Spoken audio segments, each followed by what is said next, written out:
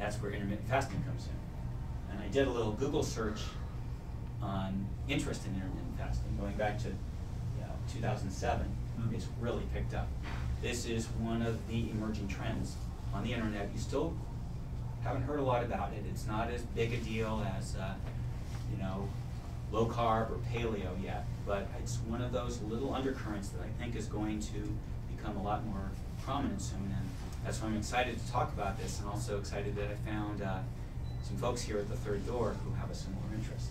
What's the vertical parameter? The vertical parameter is just a relative scale that Google uses for numbers of hits, and I think 100 is scaled to whatever the highest point they have on that hit is. So if you pay them money, they'll tell you the actual hits. But you can get this part for free. All right. So what's intermittent fasting? All right, it's a term that gets thrown around, and one of the criticisms I've heard is that people say it's undefined. There's no standard protocol here. And in fact, there are a lot of different ways of doing intermittent fasting.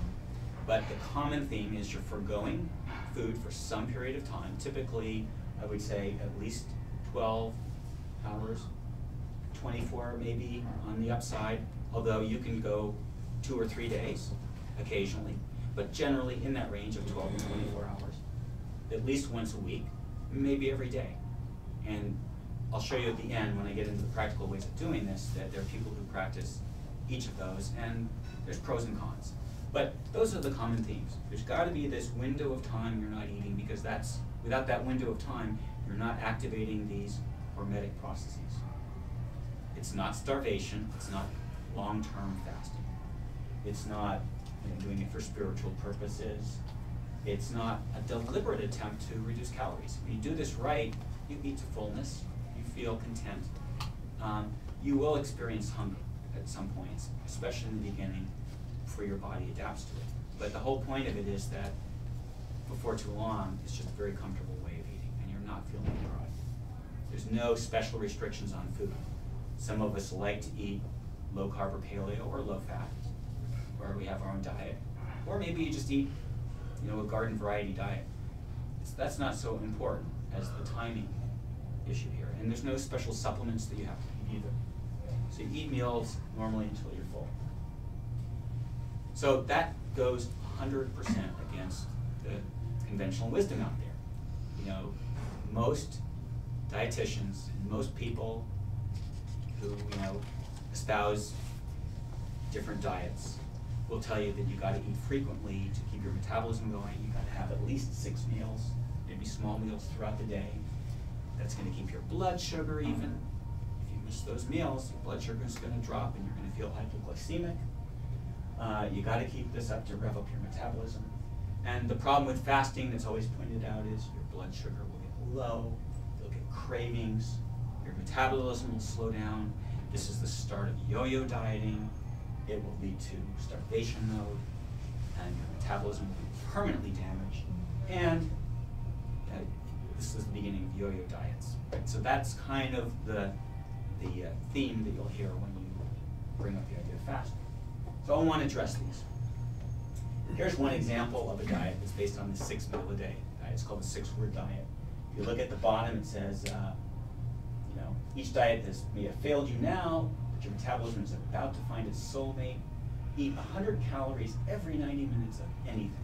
No catches, no gimmicks. 100 calories every 90 minutes. You have to be constantly at the feedlot, and what are you going to do when you're out on that trail or bike riding? You've got to pull over and eat a candy bar. But that's the idea, is constant grazing throughout the day.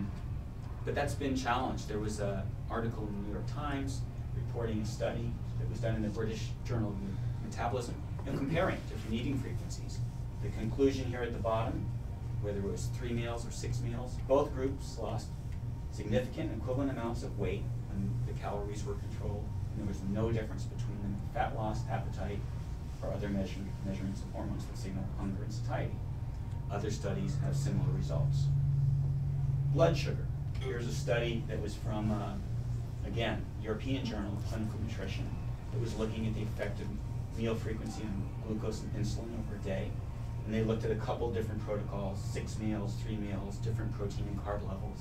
And again, they found that if you looked at glucose levels in terms of the peak glucose level, it was in fact higher when you ate fewer meals. However, if you integrated that total glucose amount over time, the reverse was true. It was actually higher on the 6 meal a day protocol. And then you're exposing yourself to higher glucose for longer periods of time. Similar results have been found for insulin. As far as hunger, and I won't go through all the details again, this is another study that found that 3 meals a day led to greater satiety than 6 meals a day. The reverse of what you're hearing. Metabolism. This was a meta-analysis of many different studies looking at the effective meal frequency, weight gain, and metabolism, and they actually did some measurements using whole body calorimetry and doubly labeled water. Again, they found no effective meal frequency. So again, where these ideas are coming from, it might be from one little study here or anecdotally, but the data doesn't actually support that. Starvation mode. The idea that your metabolism is going to slow down if you don't eat. Well, in studies up to 60 hours, and here's one looking at up to 48 hours, actually they found very little effect, but what they could find was the metabolism actually was increased by going 48 hours. A little bit of adrenaline kicks in, norepinephrine, epinephrine, glucagon. After a little bit of a lull in energy, your actual metabolism is higher. Now, it is true if you go beyond 3 days and longer, these metabolic effects can kick in and you can actually get into starvation mode. But for a couple of days, you're generally safe. Final point, this is one that comes up all the time, is doesn't this sound like an eating disorder? You know, you're avoiding food, you're obsessed with food when you're doing this intermittent fasting. Doesn't that sound like anorexia or bulimia or some kind of eating disorder? I think the key point here is the motivations are entirely different. I mean, those eating disorders are something to be taken seriously, and they often stem from psychological issues, self-control issues, body image issues, and they're real, and I don't mean to at all discount the seriousness of those. But I think the motivations are different here. Food is not the enemy to be, put aside. It's actually your friend. This gives you more freedom to eat when you want, as much as you want, delicious food, and I think it's really the opposite of an eating disorder. Yet I would say the difference is that the focus is not on body image and self-control, but it's on health and on freedom from compulsions.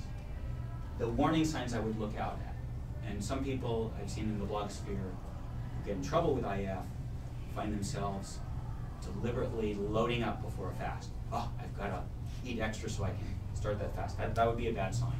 You find yourself doing that. Or at the end of a fast, just going hog wild and binging or purging. These are signs of eating disorders, and if that's the case, this is not for you. I personally, when I heard about this idea of loading up before a fast, I was surprised. It's nothing that I ever thought of doing. I mean, you just eat, stop, and then you go right into it. So I think those are some differentiators there. Another objection that's brought up, again, with metabolism is that this can mess up your thyroid and lower it. And there are some studies that when you go on prolonged starvation or crash diets, that your TSH can go down, your reverse T3, which is the inhibitor of the T3, can increase substantially. But those studies are generally done for longer term fasts, more than 3 days, or long-term, low-calorie dieting. The key thing here is if you're cycling, which you are, you're fasting intermittently, you are carving up, you are adding more protein. You're going through that cycle, you shouldn't get into this situation with thyroid.